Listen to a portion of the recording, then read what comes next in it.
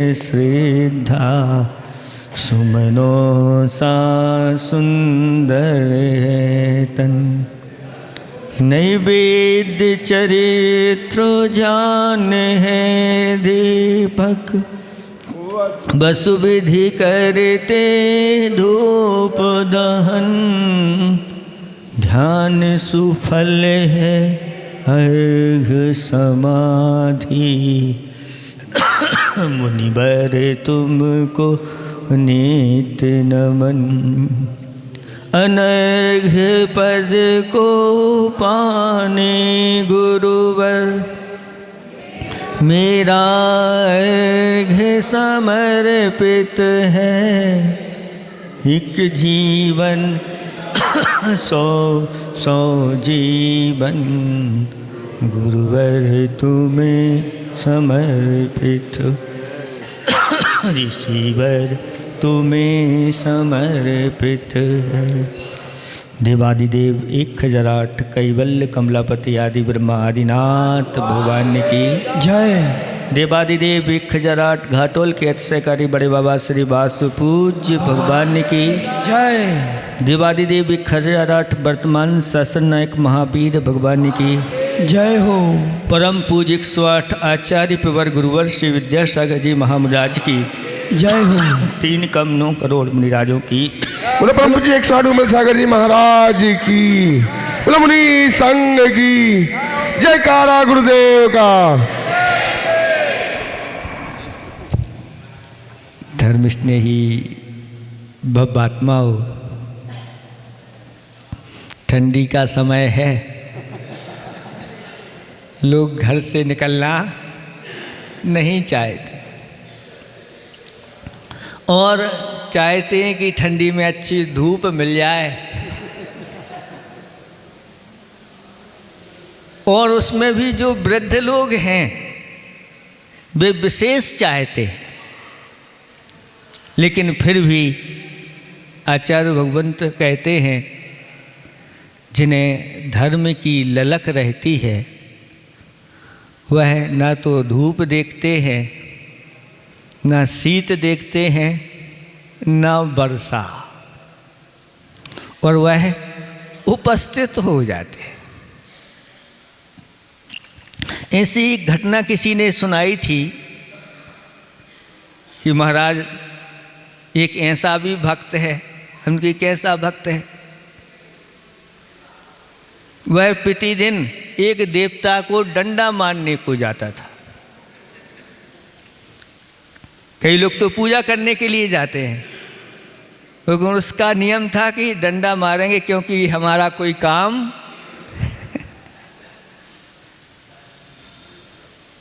और हुआ यूं कि उस दिन बहुत वर्षा हुई, कोई भी भक्त पुजारी पूजा करने के लिए वहाँ नहीं गया।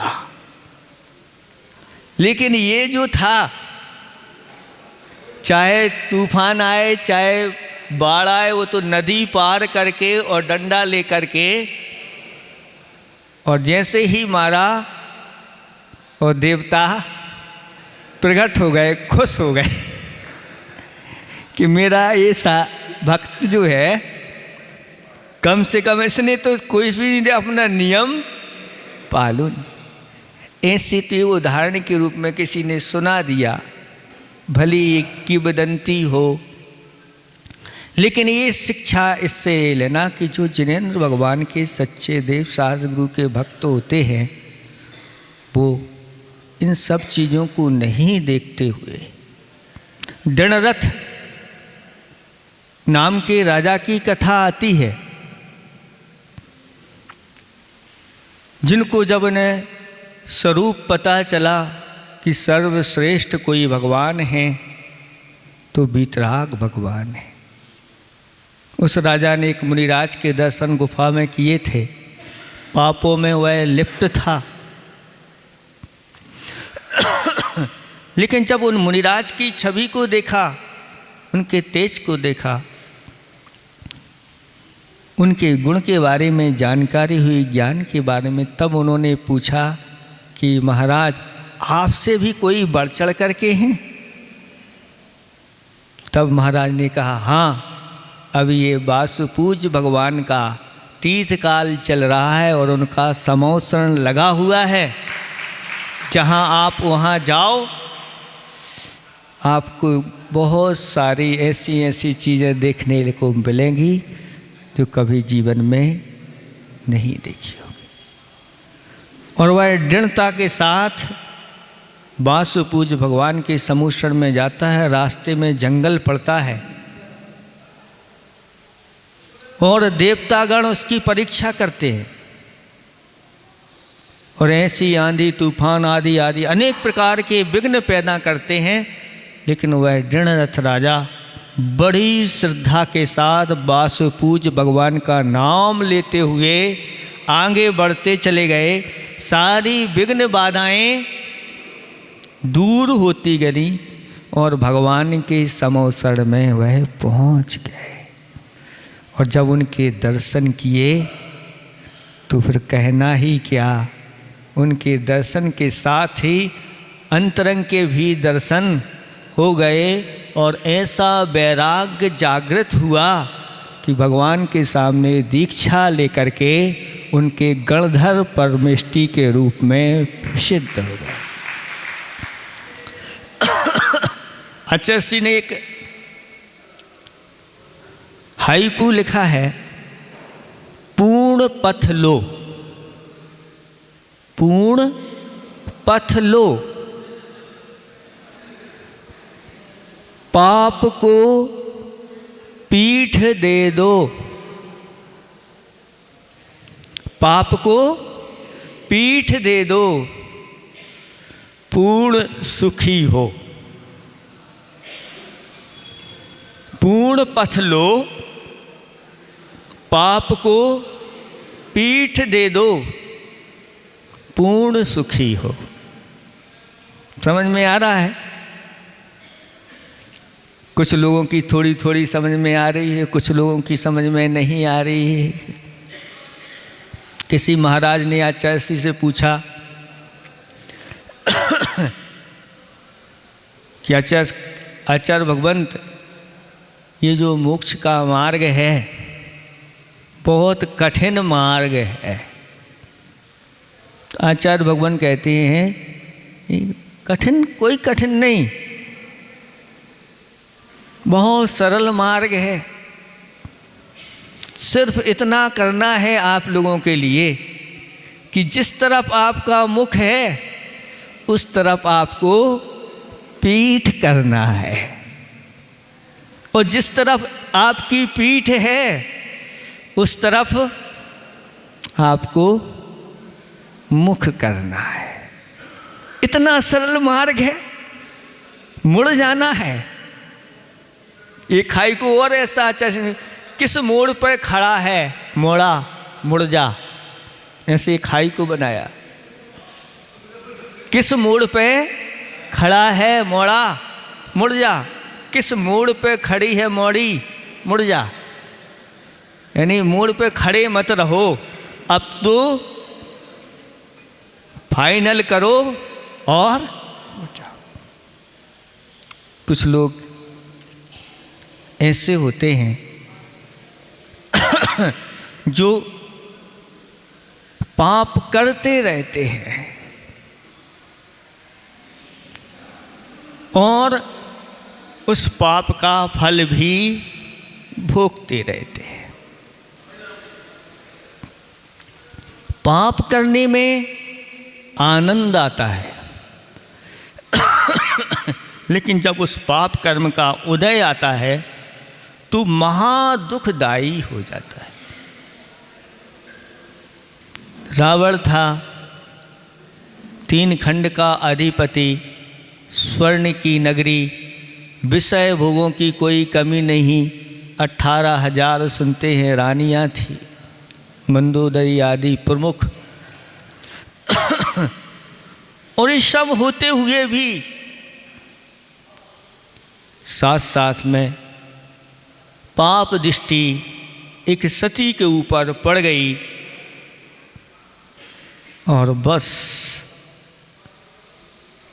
अंत क्या हुआ, असंख्यात वर्षों तक नरकों की यात्रा हो गई। पाप करते समय आनंद की अनुभूति होती है, लेकिन जब पाप कर्म का उदय फल होता है तो उसको भोगना वह नहीं चाहता, लेकिन उससे छुटकारा भी मिलने वाला नहीं। पाप करना और पाप तजना,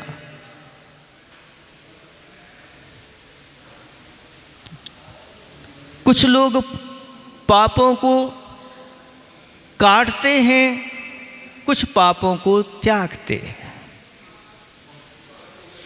पापों को काटना कैसे? पापों को धोना तो महाराज ने कहा था कि पूजा करो, दान करो, आदि आदि करो, इनसे तुम्हारे पाप धुल जाएंगे। तो पाप तो धुलते हैं, लेकिन अगर हमारे पाप बढ़ते जा रहे हैं तो कैसे होगा? पाप धोने के साधन कम हैं और पाप बढ़ाने के साधन ज़्यादा हैं। इसीलिए आचार्य भगवंतों ने कहा कि जो असंयमी व्यक्ति होता है वह पाप धोता तो है, लेकिन उससे कई गुने पाप बांध लेता है, क्योंकि उसका भी पापों का त्याग नहीं है। तो आप कितना धोगे? धोने की अपेक्षा बांध तो बहुत सारा लेते। यहाँ मंदिर में कितना समय देते? 1-2 घंटे, 3 घंटे, 4 घंटे, बाकी के 20 घंटे पापों में निकल जाते हैं। निरंतर विषय भोगों की बातें होती रहती हैं और करते रहते हैं, तो बनते चले जा रहे हैं, बनते चले जा रहे हैं। को धो भी लेते हैं लेकिन बनते ही चले जाते हैं। तो आचार्य भगवान कहते हैं कि पाप काटने की अपेक्षा त्यागना बहुत ज़्यादा महत्वपूर्ण है। इसलिए पाप को त्यागने के लिए अब पुरुषार्थ करना है, क्योंकि आपने घर में झाड़ू लगा दी है, शुद्ध कर लिया है और हवा चल रही है और खिड़कियां आदि दरवाजे खुले हैं तो फिर इधर से कहते इधर से लगाते हैं, उधर से फिर आ जाता है, इधर से लगाते हैं। ऐसे में देख लो कितनी पुरुषार्थ करना पड़ती है।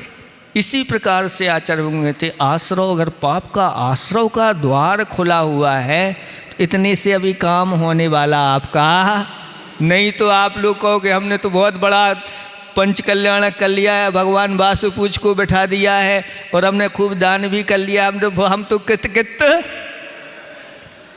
नहीं। ऐसे कार्य तो हमने कई बार किए हैं। अब तो हमारे लिए इस कार्य आचार्य भगवान इन कार्यों को करते करते साथ साथ में हमें पापों को त्यागने की ओर भी दृष्टि रखना है। घर में रह करके पूर्ण 5 पापों का त्याग नहीं हो पाता,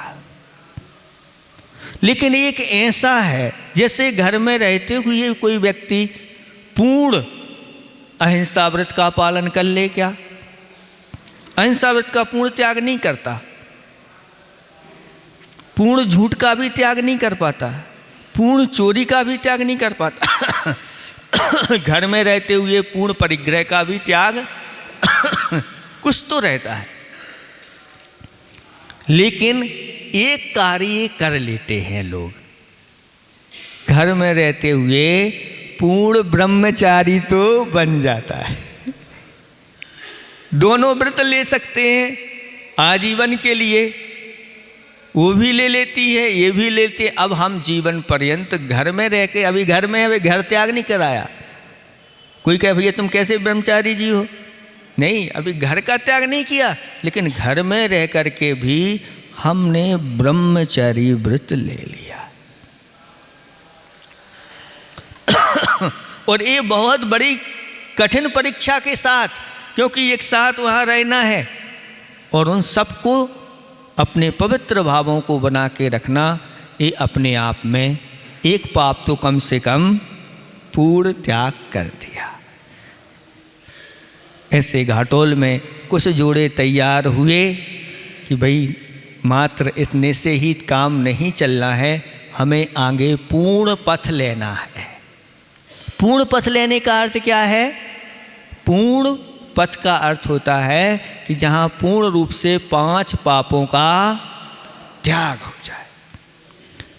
पाप को पीठ दे दो, और जो पाप को पीठ दे देता है उसका पूर्ण पथ आ जाता है।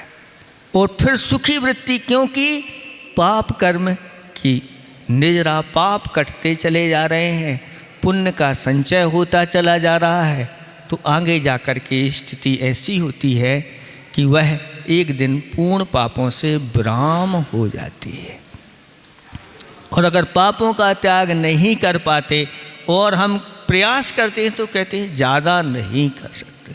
लेकिन एक अणुवृत्ति भी है, घर में रह करके 5 अणुव्रत धारण कर लिए हैं।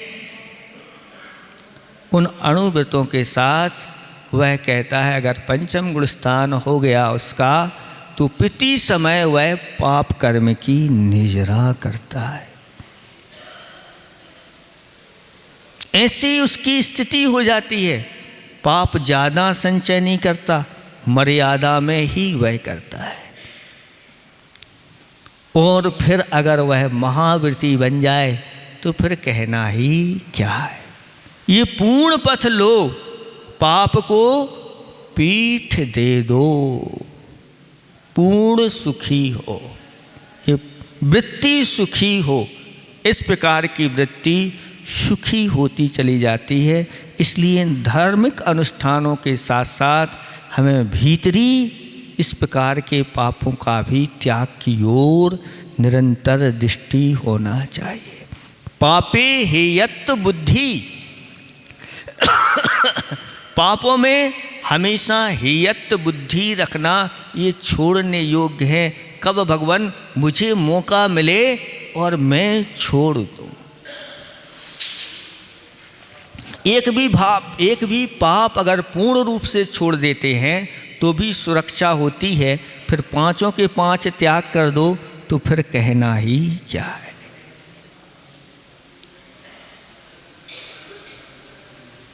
अंतरंग में ये संकल्प जो किए जाते हैं, ये संकल्प आचार्य भगवान कहते हैं छोटे छोटे नहीं होते।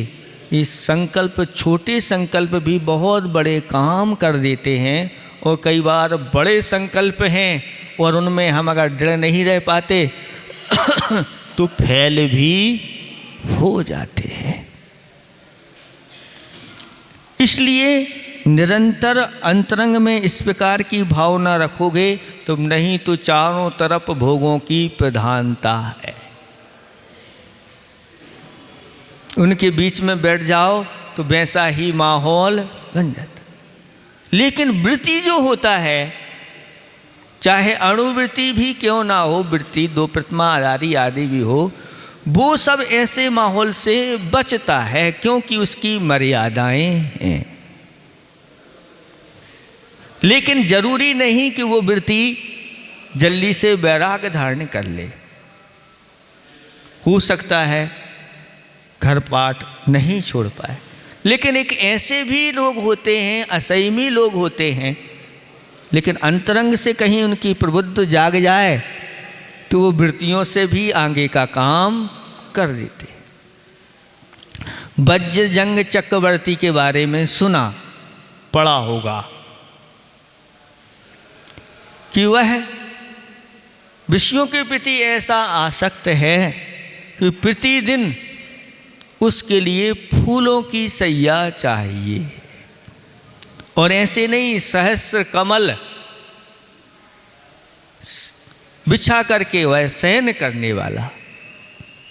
और एक दिन की बात ऐसी हुई कि एक ऐसा फूल उसने देखा, जिस फूल के अंदर खोल के देखा तो भौरा मरा हुआ पड़ा था।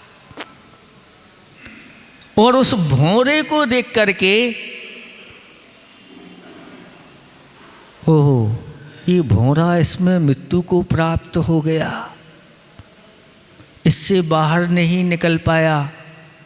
इसके पास तो ऐसी शक्ति थी कि लकड़ी में भी छेद कर दे, लेकिन यह इसमें ही आसक्त होकर के और मृत्यु को प्राप्त हो गया।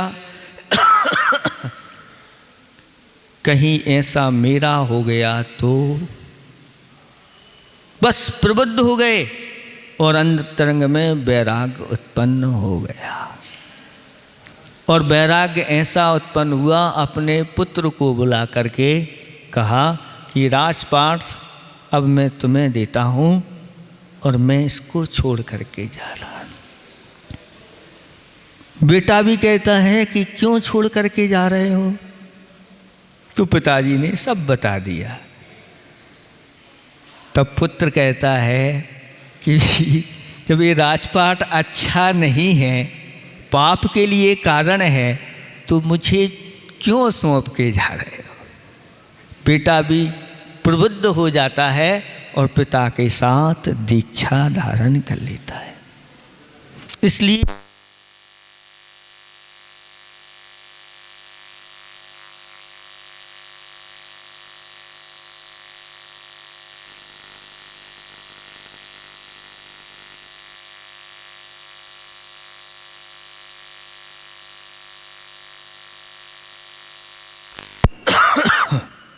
जितना हो सके पुरुषार्थ करना चाहिए। बीच में अंतराय कर्म डाला होगा आप लोगों ने, सो पड़ गया। अब आगे का कहाँ कैसा होना है, आप लोगों ने भरपूर लाभ ले लिया है।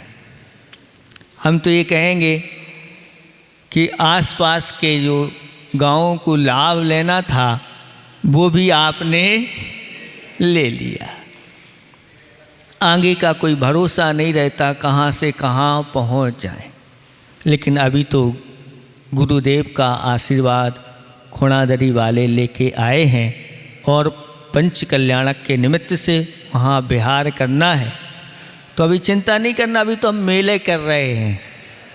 अभी एक मेला यहाँ से शुरुआत हो गई है, अब दूसरे मेले में जाएंगे, फिर तीसरे मेले में, ऐसे करते करते कहाँ पहुँच जाएंगे ये हमें भी पता नहीं। दुनिया ऐसा ही मेला होता है, लगता है, और मेले में मेलना नहीं होता। मेला तो कुछ समय का होता है और फिर वहाँ से उसकी यात्रा प्रारंभ होती है। आप लोग अब अगले मेले के लिए तैयार रहो। कहाँ पर कैसा मेला होगा उसका लाभ आप लोगों को लेना है। यथाशक्ति जैसा भी संभव हो सबको। और एक उदाहरण देते हैं आचार्य भगवंत तो हमेशा हमेशा कि ईस दूर पर मैं सुखी, आस्था लिए अभंग, ससूत्र बालक खुश रहे, नभ में उड़े पतंग। हाथ में बालक के पतंग रहती है और वह पतंग नहीं डोर रहती है, और पतंग तो आसमान में उड़ती रहती है। पतंग वहाँ है और बालक यहाँ है, फिर भी आनंदित होता रहता है। आचार्य भगवान कहते हैं कि गुरु महाराज कहीं भी रहें, प्रभु कहीं भी रहें, अगर यह देव शास्त्र गुरु की डोरी से भक्त बंधा रहता है तो वह भी जहाँ हो आनंदित होता रहता है।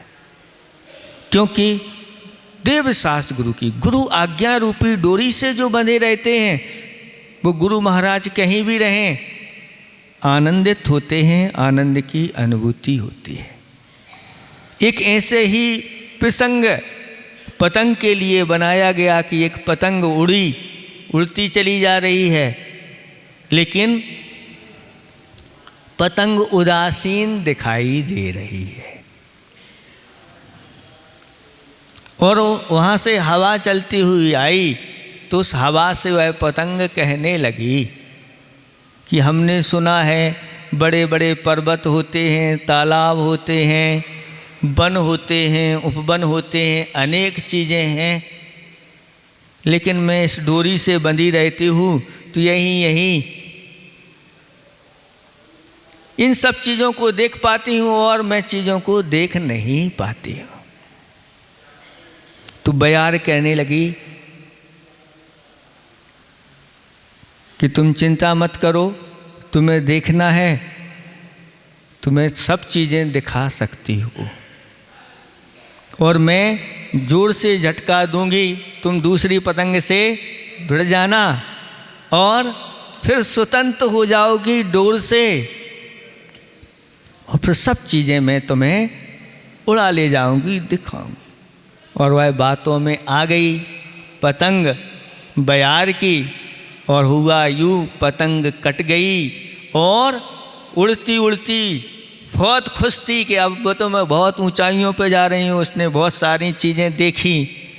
देखते देखते इतने में बादल की टुकड़ी आ गई और जैसे ही बादल की टुकड़ी आई घबराने लगी। अब क्या होगा? बयार से कहा बचाओ, तो बयार कहती है अब मैं बचा थोड़ी सकती, अब तो मैं बादलों के साथ जा रही हूँ। और उन बादलों से पानी झरना प्रारंभ हुआ, पतंग पर वह पानी गिरा और पतंग धरती में जाकर के कीचड़ में मिल गई, अस्तित्व समाप्त हो गया। ये उदाहरण दिया गया, ये दृष्टांत दिया गया कि जो सच्चे देवसास गुरु की डोरी से छूट जाते हैं फिर उनको बचा कोई पा नहीं सकता।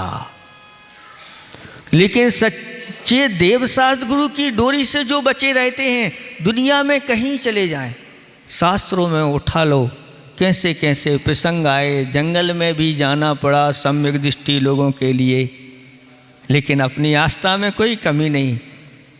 जंगल में भी वह मंगल हो जाता था, जंगल में भी चमत्कार होते थे, जंगल में भी राजा महाराजा बना दिया जाता था। ये सब चीज़ें, चाहे जंगल हो, चाहे समुद्र हो, चाहे विदेश हो चाहे कैसी भी स्थिति हो, ऐसे धर्मात्मा और सच्चे देवसास गुरु के भक्तों के लिए सब जगह अनुकूलताएं मिलती चली जाती हैं। इसलिए सच्चे देवसास गुरु की डोरी से आप लोग बंधे रहेंगे और ऐसे ही निरंतर पुरुषार्थ करते रहेंगे, अच्छे अच्छे संग आपके यहाँ आते रहें, आप लाभ लेते रहें और ऐसे ही अनुष्ठान करते हुए अपने पापों को भी त्याग की वृत्ति बनाए रखें, क्योंकि ये मनुष्य जीवन बहुत दुर्लभता से मिला है। इसका जो सही सही सदुपयोग कर लेते हैं वो माला माल हो जाते हैं और जो इसका सदुपयोग नहीं कर पाते स्थिति होती। ज़्यादा विषय भोगों में आसक्ति नहीं होना चाहिए, नहीं तो फिर स्थिति ऐसी बनती है। उदाहरण के रूप में कबूतर का देते हैं कि भोगासक्ति में कबूतर आसक्त रहता है और उसकी हमेशा हमेशा मुख संसार की ओर रहता है। ऐसे ही भोगासक्ति में लगा हुआ मनुष्य संसार की ओर उसकी क्या होती है? मुख होता है और धर्म की ओर उसकी पीठ हो जाती है। लेकिन जो भोगासक्तियों को त्याग करके धर्म की ओर मुख कर लेते हैं और संसार की ओर पीठ कर देते हैं या पाप को पीठ दे देते हैं, ऐसे व्यक्ति बहुत जल्दी सर्वश्रेष्ठ सुख को, लोभ में ज़्यादा नहीं पड़ना, अब थोड़ा और कर लें, थोड़ा और कर लें इसको आप लोगों ने शास्त्र स्वाध्याय के माध्यम से सब कुछ जान लिया है कि इस मनुष्य पर्याय में ज़्यादा सुख नहीं होते। इसलिए अभी यहाँ सुख की बात नहीं करना, अपन को इसमें तो ऐसा पुरुषार्थ करना, ऐसा तप करना, थोड़ा सा कष्टों के साथ जीवन निकाल लो और इंतज़ार करो भगवान के ऊपर सच्ची श्रद्धा रखते हुए कहते हैं सम्यक दृष्टि अगर है तो मात्र एक उसको देवायु का ही वहाँ बंद होगा और देवों में जाकर के उसके लिए सब अनुकूलताएं मिलेंगी, समूषण मिलेगा। जहाँ पर जाना है सभा वहाँ भी सभा लगती हैं, वहाँ इस प्रकार के दुख उसको प्राप्त नहीं होते और वहाँ इंतजार के बाद फिर जब यहाँ पर सुद्रव्य सुक्षेत्र सुकाल और सुभाव उसको प्राप्त हो जाता है, वह उसमें भी पुरुषार्थ कर लेता है। उसमें भी अगर फेल हो गया तो स्वर्ग में जाएगा। वहाँ पर करके आप तो देख लो, प्रत्येक तीर्थंकर के 10-10 भाव देख लो, उनसे अपनी आंखें खुल जाती। इतनी अच्छे अच्छे कार्य के ऊपर गए, फिर नीचे आए, फिर ऊपर गए, फिर अंत में जा कर के और कितने जीवों का कल्याण करते हुए स्वयं भी कल्याण कर लेते हैं। ठंडी का समय है, ज़्यादा समय आप लोगों को बैठाना नहीं है, इतना ही हम पर्याप्त समझते हैं कि पूर्ण पथ लो, पाप को पीठ दे दो और वृत्ति अपनी सुखी बनाओ। इसके साथ साथ करते चले जाओ।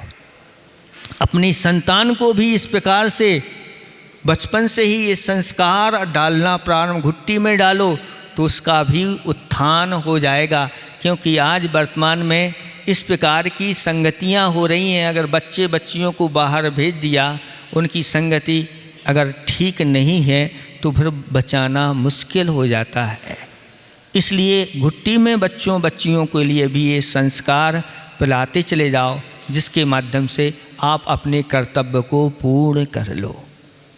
माता पिता का भी कर्तव्य होता है कि अपनी संतान को भी इसी मार्ग पर लगाते हुए, आगे बढ़ाते हुए वह भी इस प्रकार से अपना कल्याण करे और आगे आने वाली उसकी भी संतान कल्याण मार्ग में लगे। क्योंकि ये बहुत ही ऐसा काल है जो असंख्यात वर्षों के बाद, असंख्यात वर्षों नहीं, असंख्यात अवसर्पणी और सर्पणी के बाद ये काल आता है। और इस काल में भी हमें सच्चे देव शास्त्र गुरु मिल गए हैं। ये बहुत बड़ा पुण्य मानना अपने आप का, क्योंकि पंचम काल में तो जन्म लेना पाप कर्म की वजह से है, लेकिन पाप कर्म से जन्म तो हमारा पंचम काल में हुंडा और सर्पणी काल में हुआ, लेकिन हमें सच्चे शास्त्र भी मिल गए हैं, सच्चे गुरु भी मिले हैं, सच्चे भगवान मिले हैं। अब हमें चूकना नहीं है। ये सब चीज़ों को समझते हुए आपको करना है। इतना ही हम पर्याप्त समझते हैं। आज हमारा लगभग घाटोल का पूर्ण समय होने वाली संभावना लग रही है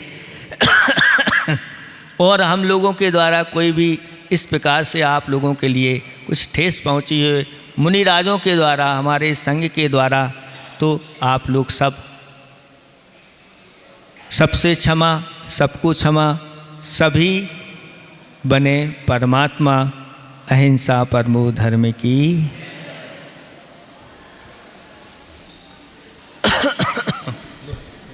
और भी हमारा सुनो, एक चीज़ और कहना है। यहाँ के बैठ जाता हूँ। श्री समाज के लिए इतने अच्छे अच्छे दान हुए हैं, इतने कार्य, तो इनका सभी को आप लोगों को सदुपयोग करना है ना।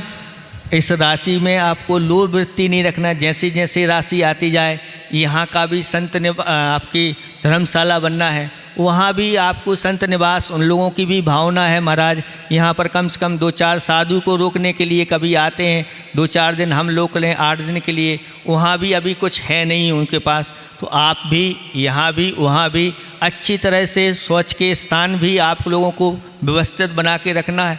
और भी जो परोपकार के कार्य हैं, और अहिंसा है, जंगल वाला तो है ही, और अहिंसा मंदिर का भी जीर्णोद्धार आप लोग संकल्प कर चुके हैं। श्रीफल हमारे लिए चढ़ा सके हैं, समाज भी चढ़ाई है, साथ साथ में उनकी व्यक्ति की भावना भी है करने की, तो उनकी तो भावनाएं है ही, लेकिन थोड़ी थोड़ी आपकी भी भावना उससे जुड़ेगी तो एक अपना क्षेत्र अच्छा बनाएगा। सभी को हमारा आशीर्वाद है, आपके सारे कार्य सफल हों।